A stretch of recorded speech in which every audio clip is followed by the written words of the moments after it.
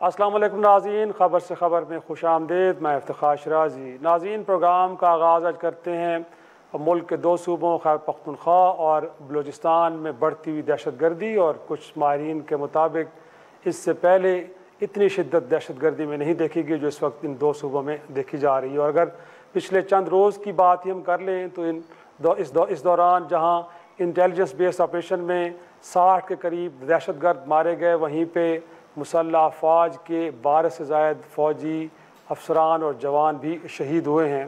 ناظرین، کیا وجہ ہے کہ ایک دفعہ پھر ہمیں دہشت گردی کی شدید لہر دیکھنے کو مل رہی ہے؟ گویا کہ اس میں بلوچستان کی سرزمین کا استعمال ہونا پری ڈومیننٹ فیکٹر ہے، یا پھر ہماری اپنی حکمت عملی کے اندر بہت بڑے فلاز ہیں جن کو ایڈریس نہیں کیا گیا، اور مور امپورٹنٹلی اپوزیشن کی بیشتر جماعتیں ملٹری آپریشن کے خلاف کیوں ہیں؟ تو آج ہم نے اپنے پروگرام میں دعوت دی ہے بڑا آنریبل نیم سیکورٹی امور سے متعلق ان کی رائے ہے سربراہ نیشنل کاؤنٹر ٹیررزم اتھارٹی احسان غنی صاحب۔ سر، بہت شکریہ وقت دینے کے لیے۔ اور سر، ابتدا میں یہی جاننا چاہوں گا کہ 2014 میں جب سانحہ اے پی ایس ہوا، اس کے بعد سر ہم نے ایک نیشنل ڈاکومنٹ ترتیب دیا جس کو کہا جاتا ہے کہ جی نیشنل ایکشن پلان، اور اس کو جو 21 نکات تھے ان کو پڑھ کے لگ یہ رہا تھا سر کہ ہم نے ڈائگنوز کر لیا ہے کہ پرابلم ہے کیا اور اس کو ایڈریس کرنے کا طریقہ کیا ہونا چاہیے۔ بٹ اس کے بعد سر ہم دیکھتے ہیں کئی آپریشنز بھی ہوئے، لیکن آج جہاں ہم کھڑے ہیں شاید ماضی کے مقابلے میں صورتحال اور زیادہ خطرناک اور سنگین ہو چکی ہے، تو آپ اس کو کس طرح انالائز کریں گے؟ اچھا، ایسا ہے کہ آپ نے نیشنل ایکشن پلان کا ذکر کیا تو میں شروع وہاں سے یا اس دور سے شروع کر لیتا ہوں، اور میں یہ کہوں گا کہ 2012 سے پہلے جو ہماری پالیسیز تھیں وہ عموماً ریاکٹیو پالیسیز تھیں، یہ ہو گیا تو یہ کر لیں۔ تو نیشنل ایکشن پلان ایک ڈاکومنٹ تھا جو پروایکٹیو جس کو آپ کہہ سکتے ہیں، اور انہوں نے تجزیہ کیا پورے واقعات کا، اور ایک ایکسپرٹ گروپ کو بٹھایا گیا جنہوں نے یہ 20 پوائنٹ کا نیشنل ایکشن پلان بنایا۔ اور اس میں اس کی جتنی بھی لوگ تنقید کرتے ہیں، لیکن میں اس کا بڑا سپورٹر ہوں نیشنل ایکشن پلان کا، اور وہ اس لیے ہوں کہ ہمارے ہاں اگر آپ دیکھتے ہیں تو دہشت گردی کا جو انسداد کرتے ہیں اس کے 2-3 طریقے ہوتے ہیں، اور آپ عموماً ذکر بھی کرتے ہیں اپنے پروگرام سے بھی اس کا، اور وہ ہیں، ایک ہے کہ آپ لانگ ٹرم اور شارٹ ٹرم، جن کو اسٹریٹجک اور ٹیکٹیکل کہتے ہیں، وہ دونوں ایلیمنٹس اس میں موجود تھے۔ کچھ ایسے جو لانگ ٹرم چیزیں تھیں اور کچھ ایسے جو شارٹ ٹرم، مثلا فاٹا ریفارم یا بلوچستان کے ایشو کو، تو یہ لانگ ٹرم چیزیں تھیں، اور کچھ دوسری۔ اب اس کا جو امپلیمنٹیشن تھا وہ بڑا ناقص تھا۔ اس کے باوجود کہ وہ امپلیمنٹیشن ناقص تھی، لیکن پھر بھی اس نے بہت کام ہوا اس میں۔ ساتھ ہی ساتھ اس کے اگر آپ دیکھیں تو آپریشن ضرب عضب، رد الفساد، کراچی آپریشن، انٹیلیجنس بیس آپریشن، یہ سب شروع ہوئے۔ اور اگر آپ دیکھتے ہیں تو 2018-19 میں کافی حد تک معاملات پر قابو پایا گیا، اور جہاں پہ کس وقت جو اٹیکس تھے وہ 2000 سے اوپر سال میں ہوتے تھے، یعنی تقریباً 3 پر ڈے، 6 پر ڈے ہوتے تھے، وہ کم ہو کے کوئی 200 کے قریب آ گئے۔ اور پھر ہم نے آپریشن کا اکمپلش کا نعرہ لگایا، اور ہم نے کہا ان کی کمر ہم نے توڑ دی ہے، اور اب آرام سے بیٹھ کے تو باقی کام ہمارے ختم ہو گئے۔ یہ ایک بہت ہی غلط قدم تھا۔ اور پھر 2021 میں جب ہم آتے ہیں، جب افغانستان میں سچویشن تبدیل ہو جاتی ہے، تو پھر ہم نے دوسری بڑی غلطی یہ کی کہ ہم نے کہا کہ اب ہمارے جو باقی مسائل رہ گئے ہیں وہ افغان حکومت ہمارے لیے حل کرے گی، جو کہ ایک انتہائی ناقص کام تھا۔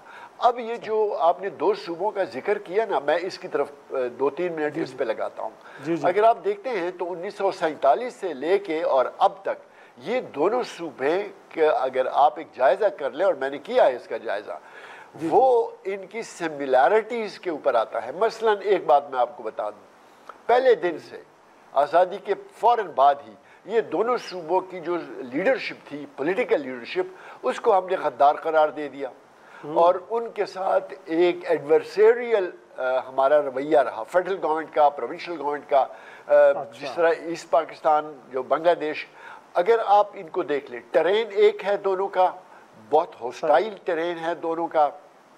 اگر آپ پولیٹیکل لیڈرشپ کو دیکھتے ہیں تو وہ بھی عموماً، ہر وقت نہیں بٹ عموماً خلاف رہی ہے فیڈرل گورنمنٹ کے.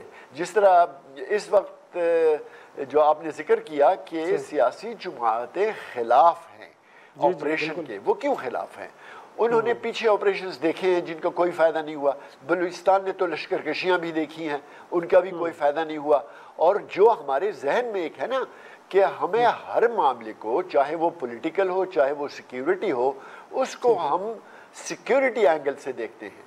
وہ چاہے ہماری جو پولیٹیکل لیڈرشپ ہے انہوں نے وہ دستبردار ہو گئے ہیں اس چیز سے کہ ہمارے تو اس سے کوئی کام ہی نہیں ہے، اور یا ان کو کوئی آنے نہیں دیتا، ان کو کوئی کام نہیں کرنے دیتا.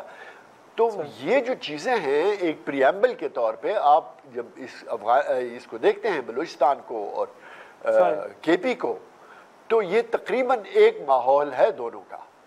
تو سر پھر انفیکٹ اب ہمیں لیے انفیکٹ ٹیک اوے کیا ہے اس ساری صورتحال کے اندر سے کہ کون کون سے ایریاز ہیں جن کو ایڈریس کرنا ضروری ہے کہ پبلک سپورٹ بھی ہم حاصل کر پائیں؟ تو اس وقت تو لگتا ہے جیسے آپ نے فرمایا کہ پولیٹیکل اونرشپ نہیں ہے. اگر کہیں ہم ماضی میں دیکھیں تو سوات آپریشن کو تو پولیٹیکل اونرشپ تھی اور کامیابی بھی ملی، بٹ اب نہیں مل رہی. ایک صوبائی حکومت مخالف جب ہو تو پھر یہ آپریشنز کیسے آگے چل پائیں گے؟ اور مور امپورٹنٹلی جو بار بار ہم بات سر کرتے ہیں پولیس کی کیپیسٹی بلڈنگ، آپ تو اس ادارے کے اس کو ہیڈ کرتے رہے ہیں، جب تک پولیس کی کیپیسٹی بلڈنگ نہیں ہوگی تو ہم یہ جنگ جیت پائیں گے سر فوج کے ذریعے؟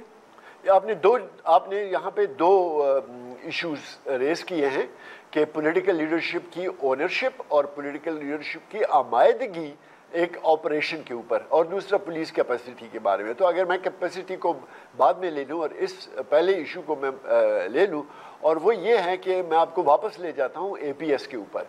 جب اے پی ایس کا اٹیک ہوا تو اس کے بعد ایک آل پارٹیز کانفرنس بلائی گئی جس میں اس وقت کے، اب پتہ نہیں اس کا نام ہم لے سکتے ہیں یا نہیں، جو پی ٹی آئی کے بانی تھے وہ دھرنے میں تھے، اور ان کو اس بات پہ کنونس کیا گیا کہ آپ دھرنا بند کریں اور آئے ہمارے ساتھ بیٹھیں. اور وہ لوگ پشاور میں سارے بیٹھ گئے اور پھر انہوں نے آل پارٹیز کانفرنس کی جس میں وہ بیٹھ گئے تھے اور سارا کچھ ہو گیا. اب میں آپ کو فاسٹ فارورڈ لے جاتا ہوں. یہ جو پولیس لائنز مسجد میں دھماکہ ہوا تھا، تو اس کے بعد بھی اگر آپ کو یاد ہو تو پولیٹیکل لیڈرشپ اور ملٹری لیڈرشپ یہ پشاور میں جمع ہوئے، اور وہاں پہ یہ اعلان ہوا کہ فلانی تاریخ کو ہم آل پارٹیز کانفرنس بلائیں گے. اور اس میں انہوں نے پھر ایک جس طرح کہتے ہیں نا کبھی آؤ نا اے پی سی میں سرما لگا کے، وہ پی ٹی آئی کو انہوں نے اس طرح سے انویٹیشن دی اور وہ نہیں آئے. اب جہاں پہ آپ نے کنسنسس ڈیولپ کرنا ہوتا ہے، میں آپ کو 73 میں لے جاتا ہوں، جب آئین پہ کنسنسس ڈیولپ کرنا تھا تو اس وقت کے وزیر اعظم ذوالفقار صدر اس وقت کے تمام لوگوں کے پاس جولی پھیلا کے گئے تھے کہ آئیں اور بیٹھیں. پھر اے پی ایس میں سب اکٹھے بیٹھے، اور پھر جب یہ ہوا تو اس میں ان کو نہیں شامل کیا گیا. وہ ایک بڑی پارٹی کے سربراہ ہیں، وہ ایک صوبے میں حکومت ہے اس کی، اور دوسرے صوبے میں وہ کہتے ہیں کہ ہمارا مینڈیٹ چوری ہوا ہے. تو اگر یہ سارا کچھ وہ کرتے ہیں تو آپ ان کی منتیں کریں، آپ بٹھائیں ان کو، وہ سٹیک ہولڈرز ہیں. تو اگر آپ یہ چیزیں نہیں کریں گے تو سولو فلائٹ آپ کی نہیں چلے گی. اور ان کے دیکھا دیکھی باقی لوگ بھی کہہ رہے ہیں، کیونکہ صوبہ سرحد کے پی میں جو لوگ ہیں وہ تنگ آ گئے ہیں آپریشن سے.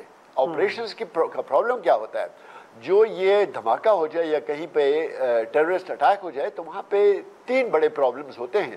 ایک تو یہ کہ دھماکہ ہوا، لوگ زخمی ہو گئے، لوگ ہلاک ہو گئے، ایک یہ چکر چل رہا ہوتا ہے.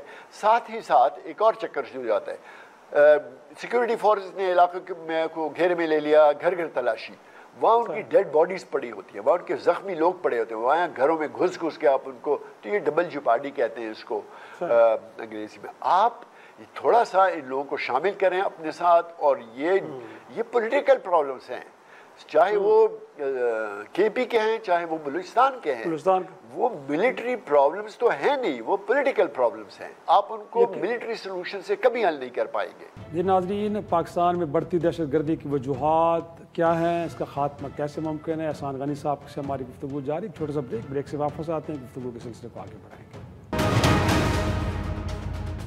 پروگرام میں ایک بار پھر خوش آمدید. اس وقت ریاست پاکستان کے 2 طرح کے بیانیے ہیں. ایک میں تو کہا یہ جاتا ہے کہ افغانستان کی سرزمین پاکستان کے خلاف ہو رہی ہے، بہت بڑا ایک فیکٹر ہے جس سے یہ سب کچھ ہو رہا ہے۔ دوسرا ایک DGSPR کو میں نے یہ بھی کہتے سنا تھا کسی زمانے میں کہ گورننس کے ایشوز ہے، جب بیڈ گورننس ہوتی ہے تو پھر اس طرح کے جو عناصر ان کو سپیس ملتی ہے۔ آپ بطور سیکیورٹی ماہر کس بیانی میں اپنا وزن ڈالیں گے کہ جو سرحد پار سے انٹرونشنز ہو رہی ہیں؟ جی میں دونوں کی بات کروں گا۔ آپ مجھے یہ بتائیں کہ افغانستان کے ساتھ آپ کے کب اچھے تعلقات رہے ہیں لانگ ٹرم؟ ظاہر شاہ سے لے کے سردار داؤد تک، پھر طالبان کے ساتھ آپ نے اتنا ان کو سپورٹ کیا، طالبان کو اپنی سلطنت آپ نے ختم کر دی ان کے لیے، ان کے ساتھ آپ کے جھگڑے شروع ہو گئے۔ طالبان کے لیے آپ نے کیا نہیں کیا؟ طالبان 1 کی بات کروں، پھر ان کے ساتھ آپ کے پھر یہ طالبان 2 کے ساتھ کیا آپ کا جو چائے پینا اور وہ سارا کچھ کرنا، اور پھر ان کے ساتھ تو کرزئی کو آپ نے صدر بنایا، اشرف غنی کو آپ نے صدر بنایا، اور پھر ان کے ساتھ جھگڑے۔ تو افغانستان کے ساتھ آپ کے کبھی بھی پازیٹیوٹی کی بنیاد پہ آپ کے روابط نہیں ہے۔ دوسرا گورننس کی بات کرتے ہیں، آپ مجھے یہ بتائیں کہ کیا بلوچستان میں کوئی گورننس ہے؟ یا وہاں پہ ایک ملٹری آپریشن سن 47 سے چل رہا ہے؟ تو اگر آپ کا ایک ہی ویو ہے کہ we will sort them out 74-75 سال سے تو you have not been able to sort them out, تو اب کیا سارٹ؟ بیٹھے ان کے ساتھ۔ میں ابھی بھی آپ کو بتاتا ہوں، اگر آپ نے TTP سے یا خوارج الفلانوں سے اگر آپ نے مذاکرات کرنے ہیں تو دس از ناٹ دا ٹائم۔ کیوں؟ اس لیے کہ اس وقت they are in a position of strength and the state is in a position of weakness۔ آپ پہلے بے شک ملٹری آپریشن کریں، IBOs آپریشن کریں اور اپنا ہاتھ اوپر لے آئیں۔ جس طرح آپ کے پاس گولڈن ٹائم جو تھا TTP کے ساتھ مذاکرات کرنے کا، وہ آپ کے ساتھ تھا 2018-19-20 میں، جو آپ نے گنوا دیا۔ اور دوسرا، جب تک آپ اپر ہینڈ نہیں لیں گے تو یہ بالکل آپ کی شکست سمجھی جائے گی۔ وہ کیا کریں گے؟ وہ سپیس لیں گے آپ سے آپ کے مطالبات اپنے منظور کریں گے، آپ کے پاس اگر ان کے کوئی قیدی ہیں وہ رہا کروائیں گے، آپ سے پیسے لیں گے، اینڈ نتھنگ ول ہیپن جب تک آپ پوزیشن آف اسٹرینتھ۔ اب بلوچستان میں جب آپ جاتے ہیں، بلوچستان میں یہاں بھی بہت بڑا فرق آیا ہے اور بلوچستان میں بھی بہت بڑا فرق آیا ہے۔ پہلے ان کے سافٹ ٹارگیٹس ہوتے تھے، ادھر ٹیچر کو نشانہ بنایا، ادھر پروفیسر کو، ادھر ڈاکٹر کو، ادھر مزدوروں کو۔ اب وہ یہ نہیں کر رہے۔ جعفر ایکسپریس کو کیا انہوں نے، اور روز وہ اب ان کا کیا ہو گیا ہے؟ اٹیک، ہولڈ، رن۔ وہ اب یہ کر رہے ہیں، اور کے پی میں بھی وہ آپ کے ساتھ شروع کر دی انہوں نے، اٹیک، ہولڈ اینڈ رن۔ یہ یہاں پہ تو آپ کر سکتے ہیں، وہاں پہ آپ کو نیگوشیٹ کرنا پڑے گا، کیونکہ اچھا اسٹیٹ کا جو نیریٹو ہے، چاہے وہ ISPR کا ہے، چاہے وہ ڈان کا ہے، چاہے وہ جیو کا ہے، خاص کر بلوچستان میں، you are not addressing the youth of Balochistan. You are addressing the people in Islamabad, in Rawalpindi and in Lahore. آپ ان کے یوتھ کے ساتھ تو بات ہی نہیں کر رہے، وہ آپ کی زبان نہیں سمجھتے، تو how can you sell your narrative جب آپ کو یہ نہیں پتا کہ ان کے ساتھ کس زبان میں بات کرنی ہے؟ آپ لاسٹ میں آپ کو ایک بات بتا دوں، اور وہ یہ ہے کہ جب تک آپ اس مسئلے کو سمجھیں گے نہیں، دونوں صوبوں کے اور پاکستان کے، کہ مسئلہ ہے کیا، you will never be able to solve that problem۔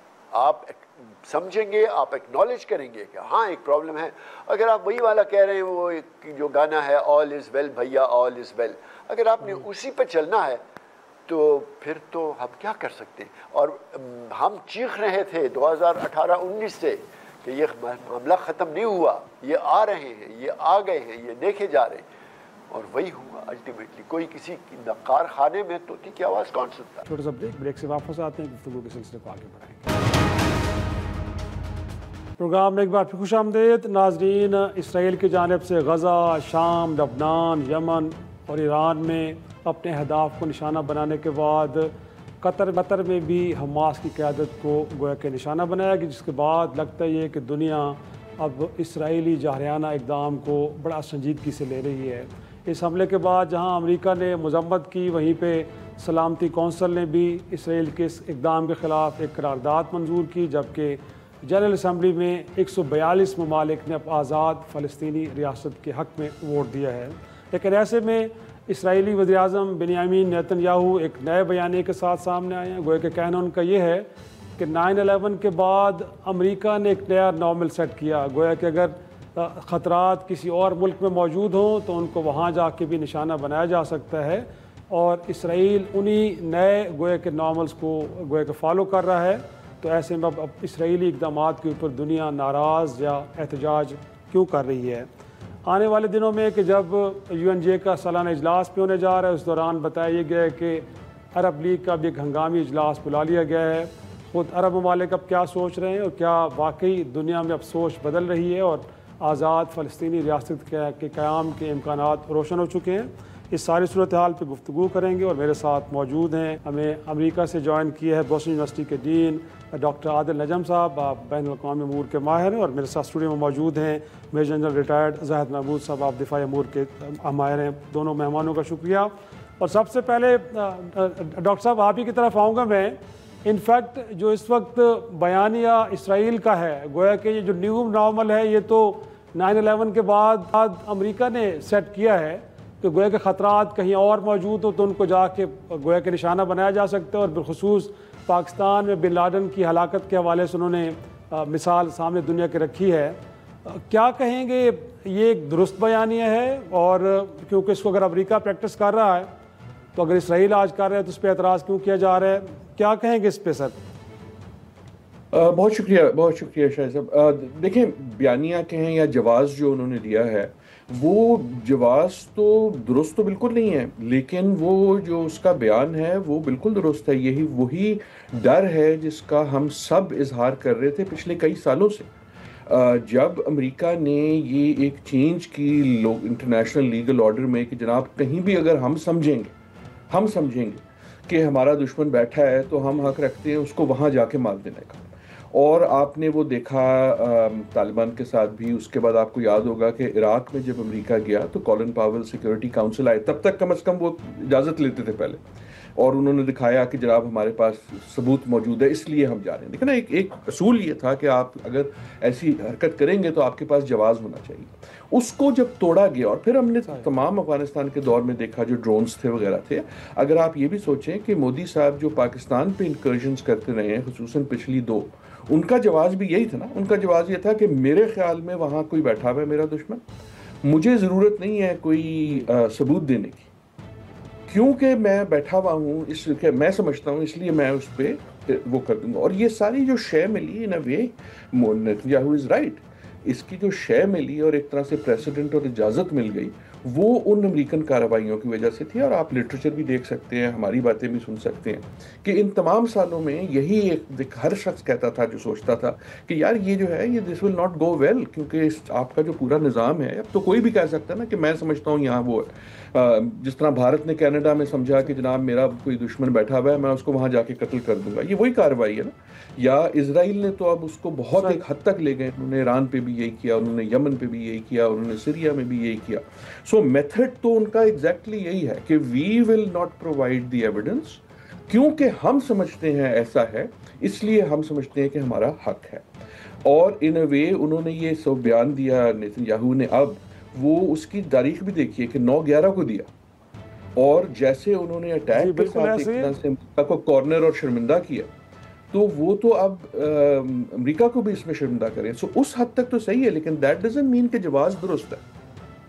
ان کی آرگومنٹ کے یہ لیکن ڈاکٹر صاحب انفیکٹ پھر یہ جو امریکہ کی جانب سے گویا کہ اس سارے معاملے پہ ایک مذمتی اسٹیٹمنٹ آنا یا یہ امپریشن دینا کہ شاید ان کی مرضی اور منشا کے بغیر ہوا ہے, گویا کہ یہ پھر ہے آپ کو لگتا ہے کہ اس کو کنزیوم کرنا چاہیے, یا اگین یہ ایک انڈرسٹینڈنگ تھی کیونکہ یہی پریکٹس اگر امریکہ کر رہا ہے تو اس کو کوئی تعداد. جی دیکھیں, آئی تھنک سب شش و پنج میں ہیں. آپ کا مسلمہ اصول یہ ہے کہ اگر اسرائیل کچھ کرتا ہے تو امریکہ کو نہ صرف اس کو پتہ ہوتا ہے, امریکہ اس کی حمایت کرتا ہے اور امریکہ کی اجازت سے ہوتا ہے. آئی ہیو بین آرگیونگ پچھلے کچھ مہینوں, کچھ ایک سال سے کہ یار may be this is changing. ایسا نہیں ہے کہ امریکہ کے ویوز چینج ہو گئے ہیں. نیتن یاہو جو ہے ہی ہیز گون روگ. جس طرح ہوتا ہے نا کہ آپ اگر کسی کے ہینڈلر ہیں, ایک وقت آتا ہے وہ آپ اس کو ہینڈل نہیں کر سکتے, اور اس وقت میرے خیال میں نیتن یاہو کو امریکہ پوری طرح سے ہینڈل نہیں کر سک رہا. سو جو ہمیں ٹرمپ صاحب سے سنائی دیتا ہے اریٹیشن, آئی تھنک وہ جینوئن ہے, یہ سوچنا کہ امریکہ کو علم نہیں تھا، انفارمیشن نہیں تھی، آئی کین ناٹ بلیو. ان کا بیس وہاں موجود ہے، ان کی ٹیکنالوجی موجود ہے. کیا صدر امریکہ کو علم تھا؟ یہ میں بہت بڑی بات کر رہا ہوں. اٹ مے ویل بی کہ Trump didn't know but America did. اس وقت جو آپ کا امریکہ کا جو ایمبیسڈر ہے اسرائیل میں، حقبی، وہ نیتن یاہو کے زیادہ ایمبیسڈر ہیں اور ٹرمپ کے کم ایمبیسڈر ہیں اگر آپ ان کی باتوں سے سنیں. سو میں کہنے کی کوشش یہ کر رہا ہوں کہ ایز وی سی یہ جو عالمی منظر نامہ چینج ہو رہا ہے، سپر پاورز کی تبدیلیاں وغیرہ ہو رہی ہیں، کمی بیشی ہو رہی ہے، اس میں جو ہماری ازمپشن تھی نا کہ امریکہ کیا ہے، وہ بھی اب چینج ہو رہی ہے. دس از سگنیفیکنٹ. پہلا سیکیورٹی کاؤنسل کا ووٹ ہوا ہے جس میں امریکہ نے اپنا ویٹو نہیں استعمال کیا اسرائیل کی حق میں. اس کا یہ مطلب نہیں ہے کہ امریکہ تبدیل ہو گیا، بالکل ایسا نہیں ہے. ٹرمپ صاحب پہلے بھی نیتن یاہو کے بیسٹ فرینڈ تھے، ابھی بھی بیسٹ فرینڈ ہیں، لیکن وہ بیسٹ فرینڈ اب ان کو اریٹیٹ کر رہا ہے، ان کو پش کر رہا ہے. میرا گزارش اس وقت سوچ یہ ہے، آئی ڈونٹ ہیو ایویڈنس، لیکن میری خیال میں مجھے لگ یہ رہا ہے کہ اس وقت جو ہے وہ نیتن یاہو پراکسی نہیں ہے ٹرمپ کے، بلکہ ٹرمپ ایک طرح سے یا امریکہ جو ہے وہ مینیپولیٹ ہو رہا ہے بائی اسرائیل، کیونکہ اسرائیل اور نیتن سیاسی کلاؤڈ بہت زیادہ. میں چاہوں گا کہ جل صاحب کو بھی شریک گفتگو کریں. انفیکٹ سر یہ جو نیو نارمل کی بات ہو رہی ہے، اس میں کہیں نہ کہیں لگتا ہے کہ پاسٹ میں ہم ہی فیسیلیٹیٹر رہے. اگر اس دور میں کہ جب یہاں پہ ڈرون اٹیکس ہو رہے تھے یا بیسز دی گئیں یا پھر بن لادن کو جس طرح آ کے، اور اوباما صاحب تو کہتے تھے کہ مجھے لگتا تھا کہ شاید بڑا اسٹرانگ ریئیکشن آئے گا پاکستان کی جانب سے، کتاب میں لکھا انہوں نے، بٹ بڑا نارمل اس کو لیا گیا. تو سر یہ چیزیں تو لگتا ہے کہ ماضی میں کچھ غلطیاں ہم نے بھی کی ہیں کہ جس سے آج ہم بھگت رہے ہیں. انڈیا میں جو ہمارے خلاف ہوا وہ بھی شاید کسی نیو نارمل کے تحت ہوا ہے. شیراز صاحب thank you very much for the invite, اور عادل صاحب کو میرا بہت سلام. یو آر 100% جی. دیکھیں پاکستان نے 9/11 کے بعد جو سب سے امپورٹنٹ سبق سیکھا ہے نا، وہ دو ہی چیزیں ہیں. ایک تو اپنی ساورینٹی کو کیسے مینٹین کرنا ہے، اور دوسرا اسٹریٹجک اٹانومی.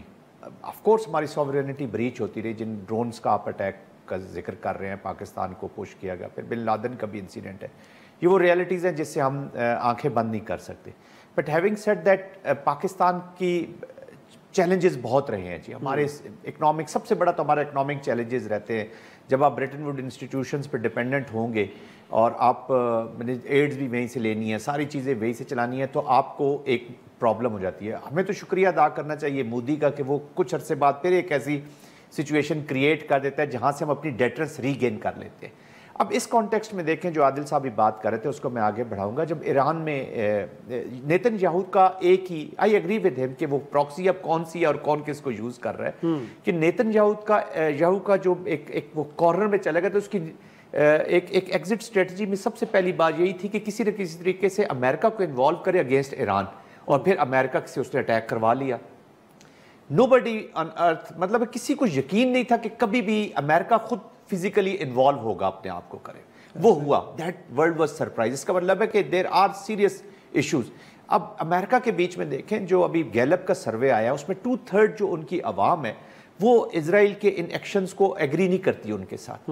لیکن جو کانگریس میں اگر کوئی ووٹ ہو جائے اسرائیل کے خلاف یا کوئی قرارداد آ جائے تو وہ فارغ ہو جاتی ہے جی، وہ اس کو شکست ہو جاتی ہے. اس کا مطلب ہے جو سپرا پولیٹیکل ایلیٹ ہے یونائٹڈ اسٹیٹس کی، جو پالیسی کے ساتھ ایفیلیٹڈ ہے، وہ بالکل پراکسی کلائنٹ ہے اسرائیل. ناظرین، اسرائیلی جارحیت کے اوپر گفتگو کا سلسلہ جاری ہے. ایک چھوٹا سا بریک، واپس آتے ہیں، گفتگو کے سلسلے کو آگے بڑھائیں گے. ویلکم بیک ناظرین. قطر کے اوپر اٹیک کے بعد اور جس طرح پھر رسپونڈ کیا امریکہ نے یا دنیا پوری نے، گویا کہ کوئی اتنا لگتا نہیں ہے کہ اسرائیل کو کوئی شٹ اپ کال گئی ہو. تو ہم سمجھیں کہ اب اس کے بعد عرب ورلڈ کے اندر بھی اب یہ کوئی سوچ میں تبدیلی آئے گی. بڑا ریلائنس تھا کہ شاید امریکہ ان کا اتحادی ہے، بڑے بڑے اڈے ان کے وہاں پہ موجود ہیں، کوئی اگریشن ہوگا تو سب سے پہلے امریکہ آگے کھڑا ہوگا، بٹ وہ ہوا نہیں ہے. تو وہاں پہ کوئی بدلاؤ آپ کو نظر آ رہا ہے کہ عرب ورلڈ کیونکہ اب اجلاس ہونے جا رہا ہے تو یقیناً وہاں سے بھی ایک اسٹیٹمنٹ تو آئے گی؟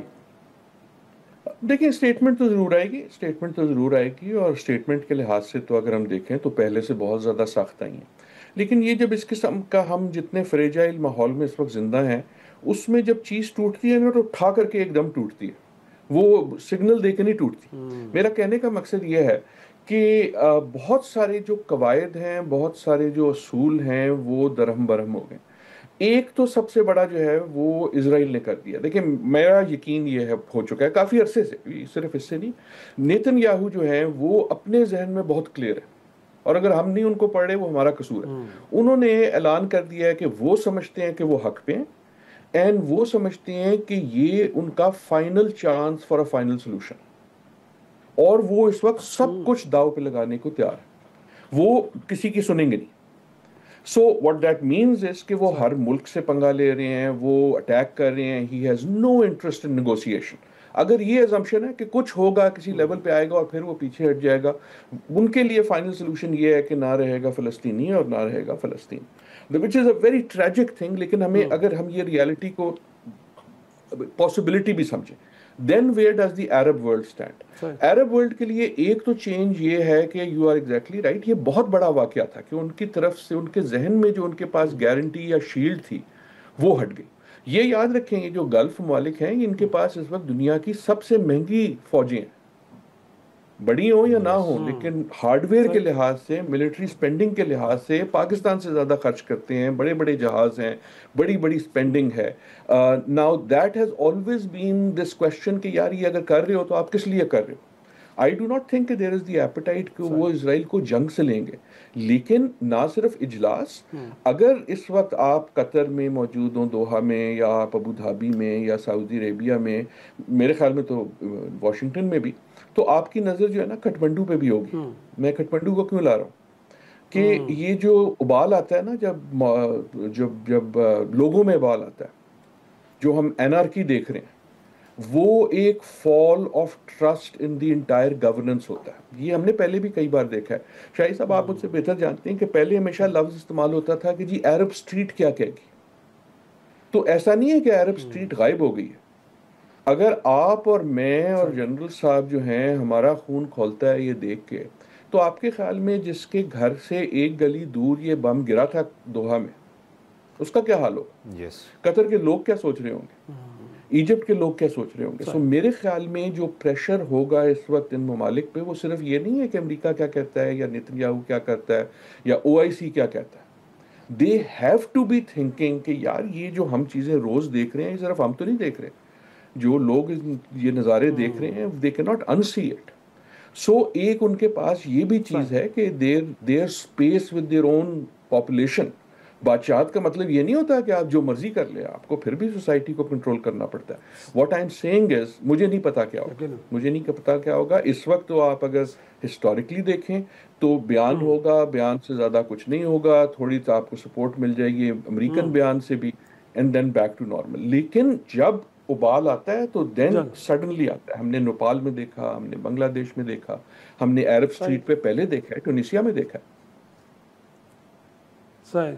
تو انفیکٹ جل صاحب آپ کو لگتا ہے نا کہ کہیں پبلک پریشر بھی ہوگا, اور ساتھ میں جس طرح ایک ڈیفینس شیلڈ لگتا ہے کہ اب نہیں اویلیبل عرب ورلڈ کو بھی, اور بالخصوص میں مسلم ورلڈ کی ہم بات کرتے ہیں, تو سوچ میں بدلاؤ کے امکانات ہیں. اور کوئی اب دیکھیں اگر نہیں ہے تو ان کی بد نصیبی ہے. دیکھیں پہلے ڈائریکشنل گیا جی اسرائیل, جہاں جہاں اس کو اینیمی ملا, ایران میں, لیبیا میں, لیبنان میں, سیریا میں, یہ غازہ تو چلیں اس کو کر رہا تھا, تو یہ وہاں پہ پہنچا ہے, حوثیز کے خلاف گیا. اب ڈائریکشنل کے بعد جو فیز 2 ہوتا ہے جی, اس نے اپنے جو, میں گریٹر اسرائیل کے کانٹیکسٹ میں بات کر رہا ہوں, تو اب اس کے بعد اس نے ویلی میں جانا ہے, اور اس نے سعودی عربیہ کی طرف, انہی کی طرف جانا ہے. جنرل ریٹائر زاہد محمود صاحب اور ڈاکٹر عادل نجم صاحب, دونوں کا شکریہ. ناظرین آج کے پروگرام ختم کرتے ہیں, اجازت دیجیے, خدا حافظ.